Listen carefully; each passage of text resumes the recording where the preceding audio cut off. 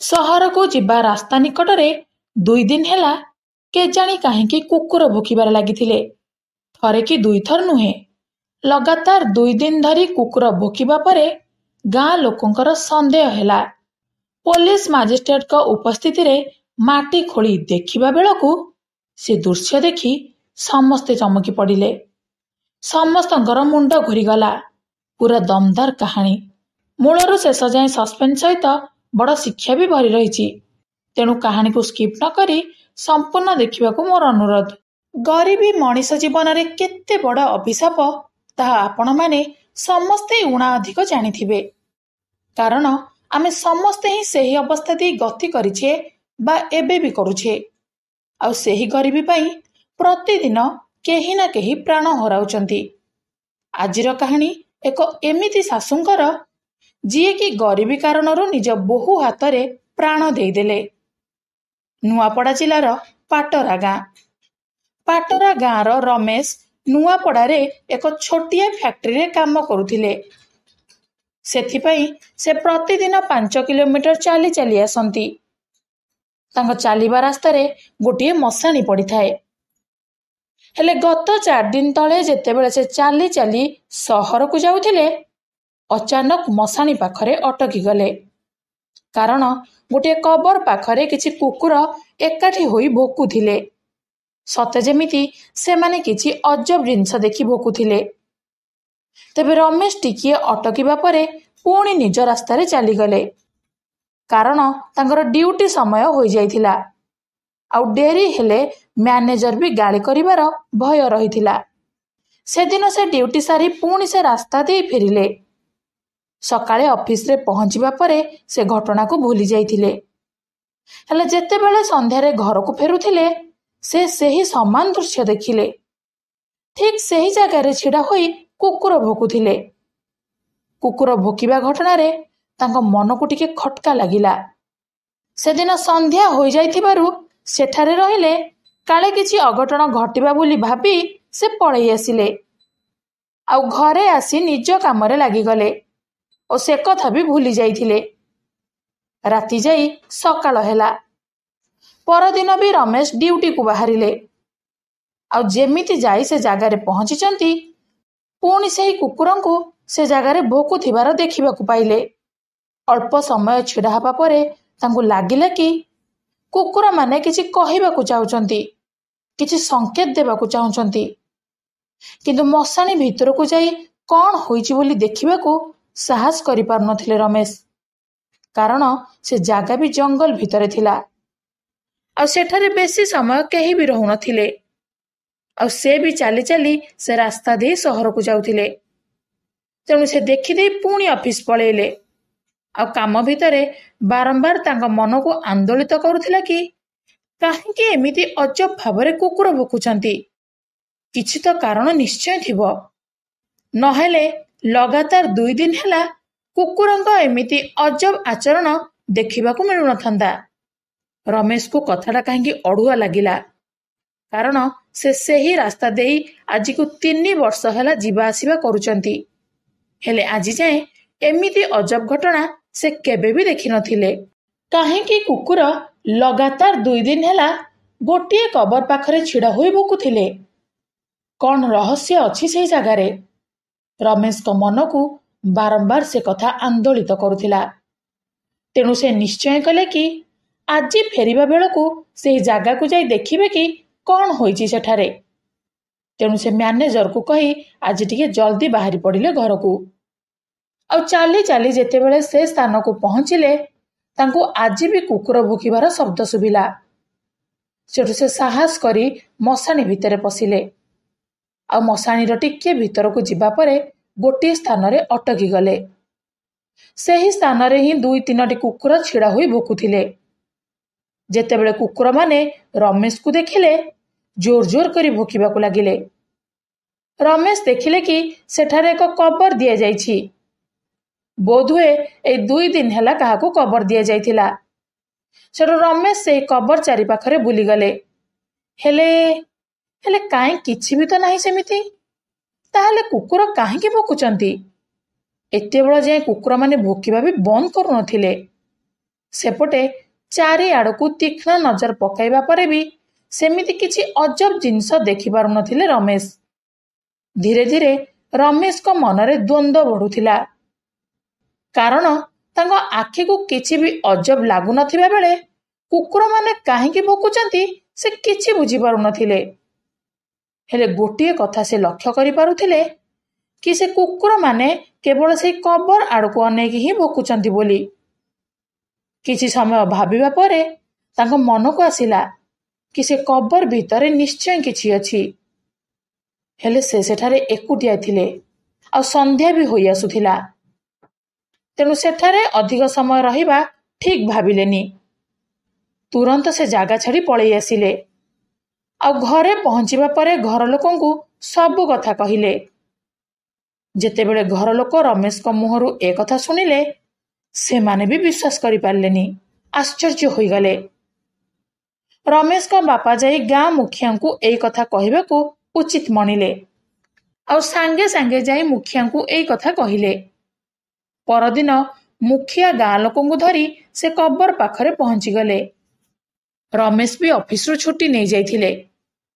ଯେତେବେଳେ ଗାଁ ଲୋକ ସେ କବର ପାଖରେ ପହଞ୍ଚିଛନ୍ତି, କୁଆଡ଼େ ଥିଲେ କେଜାଣି ସବୁ କୁକୁର ପଳେଇ ଆସିଲେ ଆଉ ପୁଣି ଭୋକିବାକୁ ଲାଗିଲେ।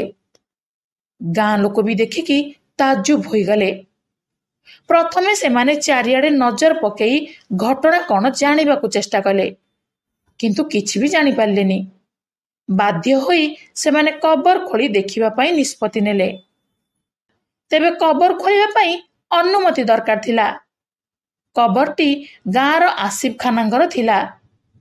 2 ଦିନ ତଳେ ହିଁ ତାଙ୍କ ମାଙ୍କର ମୃତ୍ୟୁ ହୋଇଥିଲା, ଆଉ ତାଙ୍କୁ ସେଠାରେ ହିଁ କବର ଦିଆଯାଇଥିଲା। ଅନୁମତି ପାଇଁ ଗାଁ ମୁଖିଆ ଓ ଆଉ କିଛି ଲୋକ ଆସିଫଙ୍କ ପାଖକୁ ଗଲେ, ଆଉ ସବୁ କଥା କହିବା ପରେ କବର ଖୋଳିବାର କଥା କହିଲେ। ତେବେ କବର ଖୋଳିବା କଥା ଶୁଣି ଆସିଫ ଯେମିତି ଚମକି ପଡ଼ିଲେ। ତାଙ୍କ ମୁହଁରେ କେମିତିକା ଏକ ଭୟର ଚିହ୍ନ ଦେଖାଗଲା। ସେ ଦୋଦପାଞ୍ଚ ହୋଇ କବର ଖୋଳିବା ପାଇଁ ମନା କଲେ। କହିଲେ, ଏମିତି ହେଲେ ମୋ ଅମୀଙ୍କ ଆତ୍ମାକୁ କଷ୍ଟ ପହଞ୍ଚିବ, ତେଣୁ ସେମିତି କରା ନ ଯାଉ। ହେଲେ ଆସିଫଙ୍କ କଥାରୁ ଗାଁ ମୁଖିଆ ବୋଧହୁଏ କିଛି ଅନୁମାନ କରି ନେଇଥିଲେ, ଆଉ ଆସିଫଙ୍କ ହାବଭାବ ଦେଖିକି ତାଙ୍କର ସନ୍ଦେହ ହେଲା। ହେଲେ ସେଠାରେ ସେ କିଛି ବି କହିଲେନି, ଆଉ ଆସିଫଙ୍କୁ ଅଧିକ ବୁଝାଇବାକୁ ଲାଗିଲେ। ତେବେ ଆସିଫ କବର ଖୋଲିବାକୁ ସମ୍ପୂର୍ଣ୍ଣ ଭାବରେ ମନା କରିଦେଲେ। ଆସିଫଙ୍କ ନିକଟରୁ ନିରାଶ ହୋଇ ଫେରିଲେ ଗାଁ ଲୋକେ। ଗାଁରେ ବୈଠକ ହେଲା, ଆଉ ନିଷ୍ପତ୍ତି ହେଲା ଯେ ଏକଥା ପୋଲିସକୁ ଜଣେଇବେ। ରମେଶକୁ ନେଇ ଗାଁ ମୁଖିଆ ପୋଲିସ ଷ୍ଟେସନକୁ ଗଲେ, ଆଉ ସବୁ କଥା ଗୋଟି ଗୋଟି କରି କହିଲେ। ଶୁଣିକି ବି ପୋଲିସ ତାଜୁବ ହୋଇଗଲେ। କାଳ ବିଳମ୍ବ ନ କରି 2 ଜଣ କନେଷ୍ଟବଳଙ୍କୁ ନେଇ ଏସ୍ଆଇ ରାଘବ ବାବୁ ଘଟଣାସ୍ଥଳକୁ ବାହାରିଗଲେ। ପୋଲିସ ଓ ଲୋକଙ୍କୁ ଦେଖି ସେଠାରେ କୁକୁର ଅଧିକରୁ ଅଧିକ ଭୋକିବାକୁ ଲାଗିଲେ। ମାଜିଷ୍ଟ୍ରେଟକୁ ବି ଡକାଗଲା, ଆଉ ମାଜିଷ୍ଟ୍ରେଟଙ୍କ ଅନୁମତି ପରେ କବର ଖୋଳିବା ଆରମ୍ଭ ହେଲା। 4 ଫୁଟ ଖୋଳିବା ପରେ କବର ଭିତରୁ କଫିନକୁ ବାହାର କରାଗଲା, ଆଉ କଫିନର ଉପର ଭାଗ ପଟାକୁ କଢ଼ାଯିବା ପରେ ଆସିଫ ମାଙ୍କର ଶରୀର ଦେଖାଗଲା। କଫିନ ଭିତରୁ ତାଙ୍କ ଶରୀରକୁ କଢ଼ାଗଲା। ଏବେ କୁକୁର ଅଧିକ ଭୋକିବାକୁ ଲାଗିଲେ। ଏସ୍ଆଇ ରାଘବଙ୍କୁ ବି ଏକଥା ଆଚମ୍ବିତ ଲାଗୁଥିଲା, କାରଣ ତାଙ୍କର 10 ବର୍ଷର ପୋଲିସ ଚାକିରି ଭିତରେ ଏମିତି ଘଟଣା ସେ ଦେଖିନଥିଲେ। କୁକୁର ଅଧିକ ଭୋକିବା ଦେଖି ତାଙ୍କୁ ସନ୍ଦେହ ହେଲା। ସେ ତୁରନ୍ତ ଆସିଫଙ୍କ ମାଙ୍କ ଶରୀର ପାଖକୁ ଯାଇ ତାଙ୍କ ନାଡ଼ି ଚେକ୍ କଲେ, ଆଉ ଯାହା ଦେଖିଲେ ତାଙ୍କ ମୁଣ୍ଡ ଘୂରିଗଲା। କାରଣ ସେ ବୃଦ୍ଧା ମହିଳା ଜଣଙ୍କର ନାଡ଼ି ଚାଲୁଥିଲା, ଅର୍ଥାତ୍ ସେ ବଞ୍ଚିଥିଲେ। ତାଙ୍କ ନାକ ପାଖରେ ହାତ ଦେବାରୁ ନିଶ୍ୱାସ ପ୍ରଶ୍ୱାସ ବି ଚାଲୁଥିବା ଜାଣିପାରିଲେ ରାଘବ। ତେଣୁ ତାଙ୍କୁ ବିଶ୍ୱାସ ହୋଇଗଲା କି ସେ ବୃଦ୍ଧା ବଞ୍ଚିଛନ୍ତି। କିନ୍ତୁ ତାଙ୍କର ଚେତା ନାହିଁ, କାରଣ କବର ଭିତରେ ଅମ୍ଳଜାନ ଅଭାବରୁ ସେ ଅଣନିଶ୍ୱାସୀ ହୋଇ ଅଚେତ ହୋଇ ପଡ଼ି ରହିଥିଲେ। ତୁରନ୍ତ ଆମ୍ବୁଲାନ୍ସ ଡକାଗଲା, ଆଉ ତାଙ୍କୁ ଡାକ୍ତରଖାନାରେ ଭର୍ତ୍ତି କରାଗଲା। ଡାକ୍ତରମାନେ ଚିକିତ୍ସା ଆରମ୍ଭ କରିଦେଲେ। ଅନ୍ୟପଟରେ ସନ୍ଦେହ ବଢ଼ି ବଢ଼ି ଚାଲିଥିଲା ଯେ ଜଣେ ଜୀବନ୍ତ ଲୋକକୁ କେମିତି କବର ଦିଆଗଲା, କାହିଁକି ଓ କେଉଁ ପରିସ୍ଥିତିରେ ଏମିତି ଘଟଣା ଘଟିଲା, ଆଉ କିଏ ଏଇଥିପାଇଁ ଦାୟୀ। ପୋଲିସ ନିଜ ଆଡୁ ଏକ ମାମଲା ରୁଜୁ କରି ଆସିଫକୁ ଥାନାକୁ ଡକେଇ ପଠେଇଲେ। ଆଉ ତାଙ୍କୁ ଯେତେବେଳେ କୁହାଗଲା କି ତମ ମା ବଞ୍ଚିଛନ୍ତି ଆଉ ତାଙ୍କୁ କବରରୁ ବାହାର କରି ଡାକ୍ତରଖାନାରେ ଭର୍ତ୍ତି କରାଯାଇଛି, ଶୁଣିକି ତ ଯେମିତି ସେ ସ୍ତବ୍ଧ ହୋଇଗଲେ। ତାଙ୍କ ମୁଣ୍ଡ ଘୁରେଇ ଦେଲା। ସେ ଦୁମକିନା ତଳେ ବସି ପଡ଼ିଲେ। ତାଙ୍କ ଚେହେରାରେ ଯେମିତି ଏକ ଭୟ ସ୍ପଷ୍ଟ ବାରି ହୋଇ ପଡୁଥିଲା। ତୁରନ୍ତ ପୋଲିସ ବି ପଚରା ଉଚରା ଆରମ୍ଭ କରିଦେଲେ। ହେଲେ ଆସିଫଙ୍କ ପାଟିରୁ କିଛି କଥା ବାହାରୁ ନଥିଲା। ଆସିଫଙ୍କ ଚାଲିଚଳନ ଓ ମୁହଁରୁ ପୋଲିସ କିଛି ବାରି ନେଇଥିଲା। ତେଣୁ କିଛି ସମୟ ଯିବା ପରେ ଆସିଫଙ୍କୁ ପୁଣି ପଚରା ଉଚରା ଆରମ୍ଭ କରିଦେଇଥିଲେ।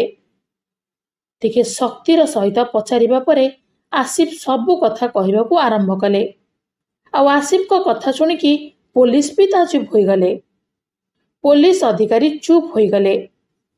ଆସିଫଙ୍କ ଉପରେ ରାଗିବେ କି ସହାନୁଭୂତି ପ୍ରକାଶ କରିବେ କିଛି ଜାଣିପାରିଲେନି। ପାଟରା ଗାଁର ଆସିଫ ଥିଲେ ଜଣେ ସଚ୍ଚୋଟ ଲୋକ। ହେଲେ ପିତୃ ଅମଳରୁ ତାଙ୍କୁ ଗରିବୀ ଗ୍ରାସ କରି ରହିଥିଲା।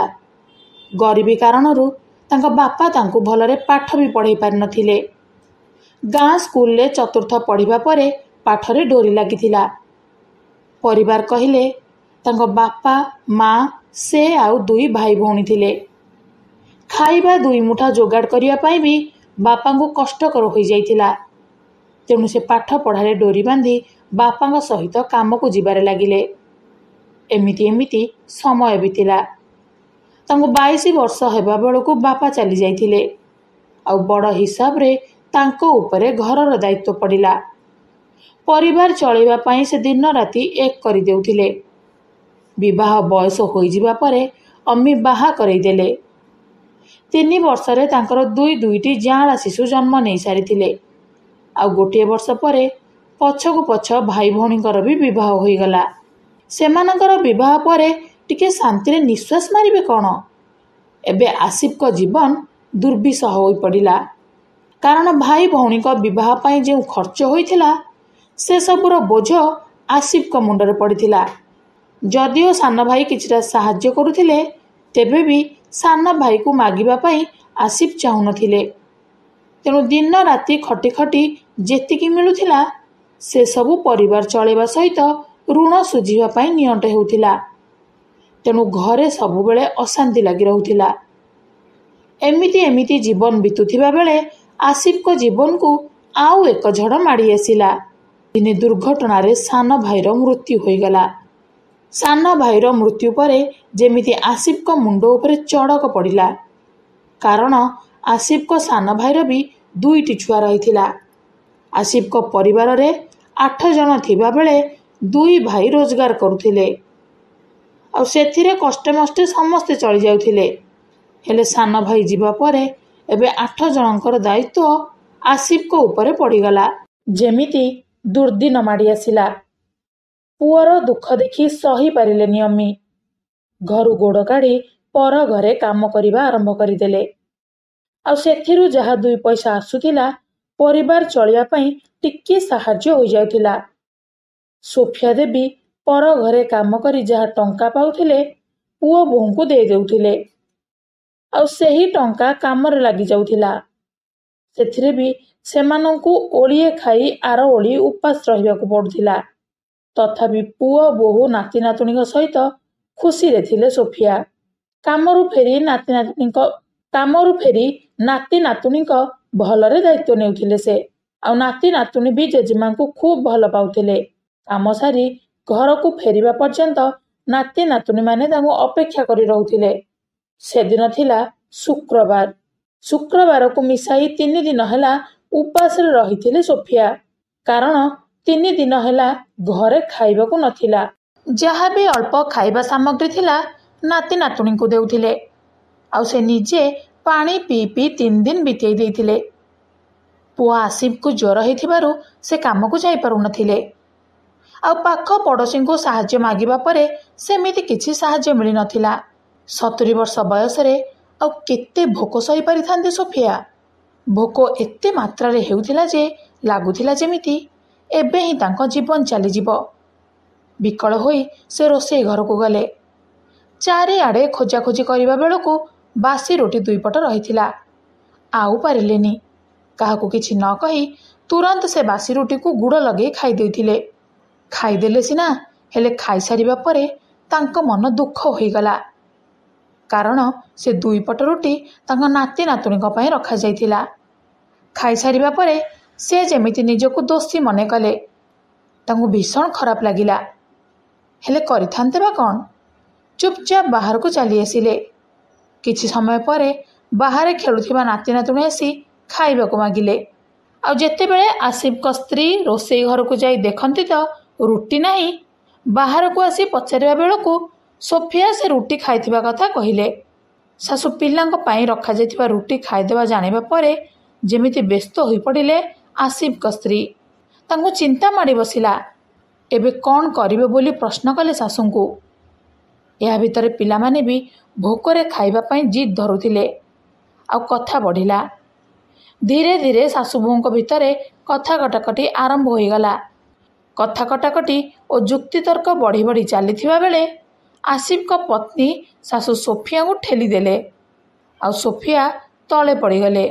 ତାଙ୍କ ମୁଣ୍ଡ ପଥରରେ ଛେଚି ହୋଇଗଲା। ସେଠାରେ ହିଁ ସାଙ୍ଗେ ସାଙ୍ଗେ ବେହୋସ ହୋଇଗଲେ। ଆସିଫ ଦୌଡ଼ି ଆସିବା ବେଳକୁ ତାଙ୍କ ଅମି ସୋଫିଆ ବେହୋସ ହୋଇ ତଳେ ପଡ଼ିଥିଲେ। ସାଙ୍ଗେ ସାଙ୍ଗେ ତାଙ୍କୁ ତଳୁ ଉଠାଇ ଯେତେ ଡାକିଲେ ବି ସୋଫିଆ ଆଖି ଖୋଲିଲେନି। ପାଣି ଛିଞ୍ଚିଲେ, ଯେତେ ଚେଷ୍ଟା କଲେ ବି ଉଠିଲେନି। ଅମିଙ୍କ ନିଶ୍ୱାସ ପ୍ରଶ୍ୱାସ ବି ଦେଖିଲେ, ହେଲେ ସେହି ସମୟରେ କ'ଣ ହେଲା କେଜାଣି ଆସିଫ କିଛି ବି ଜାଣିପାରିଲେନି। ବୋଧହୁଏ ଭୟଭୀତ ଅବସ୍ଥାରେ ଅମି ବଞ୍ଚିଛି କି ମରିଯାଇଛି କେହି ବି ଜାଣିପାରିଲେନି। ଆସିଫଙ୍କ ପରିବାର ଭୟଭୀତ ହୋଇଗଲା। ପୋଲିସ ଜାଣିଲେ କିଛି ଅସୁବିଧା ହେବ ଭାବି ସେମାନେ ଅମିକୁ କବର ଦେବା ପାଇଁ ନେଇଗଲେ।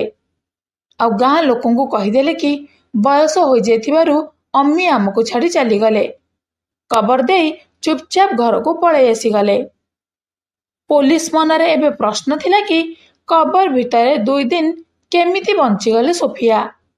ଏହି ଉତ୍ତର ଜାଣିବାକୁ ପୋଲିସ ଟିମ୍ ଯାଇ ଡାକ୍ତରଖାନାରେ ପହଞ୍ଚିଗଲେ। ଆଉ ସେତେବେଳକୁ ଚିକିତ୍ସା ପରେ ସୋଫିଆ ଦେବୀଙ୍କର ଚେତା ପଳାଇ ଆସିଥିଲା। ପଚାରିବାରୁ ସୋଫିଆ କହିଲେ କି କବର ଭିତରେ ମୋର ପ୍ରାୟ 4 ଘଣ୍ଟା ପରେ ଚେତା ଆସିଲା। ମୁଁ ନିଜକୁ କଫିନ୍ ଭିତରେ ପାଇଲି। ଆଉ ଚାରିଆଡ଼େ ଅନ୍ଧାର ଦେଖି ଭୟ ଲାଗିଲା। କଫିନ୍ ବାକ୍ସକୁ ଜୋର କି ଠକ୍ ଠକ୍ କରିବାକୁ ଲାଗିଲି। ବହୁତ ସମୟ ଯାଏଁ ଚେଷ୍ଟା କଲି କି ମୋ ଶବ୍ଦ କାହା କାନରେ ପଡ଼ୁ ବୋଲି। ହେଲେ ଦୀର୍ଘ ସମୟ ପରେ ବି କିଛି ହେଲାନି। ଆଉ କେତେବେଳେ ପୁଣି ମୋ ହୋସ୍ ପଳେଇଥିଲା। ଏହାପରେ ପୋଲିସ ଜାଣିଗଲେ କି ଯେତେବେଳେ ସୋଫିଆ ଦେବୀ କଫିନ୍କୁ ଧକ୍କା ମାରୁଥିଲେ ପାଖରେ ଥିବା କୁକୁର ଜାଣିଗଲେ। କୁକୁରଙ୍କର ଘ୍ରାଣ ଶକ୍ତି ଅଧିକ ଥିବାରୁ ମାଟି ତଳେ କିଛି ରହିଯାଇଥିବା ଆଶଙ୍କା କରି ସେମାନେ ଭୋକୁଥିଲେ। ଫଳରେ ଗୋଟିଏ ଜୀବନ ରକ୍ଷା ହୋଇଗଲା। 2 ଦିନ ଭିତରେ ସୋଫିଆ ଦେବୀ ସୁସ୍ଥ ହୋଇଗଲେ। ଆଉ ଗାଁ ଲୋକଙ୍କ ଅନୁରୋଧରେ ଆସିଫକୁ ବି ପୋଲିସ ଛାଡ଼ିଦେଲା। ଏସବୁ ଗରିବୀ କାରଣରୁ ହୋଇଥିଲା।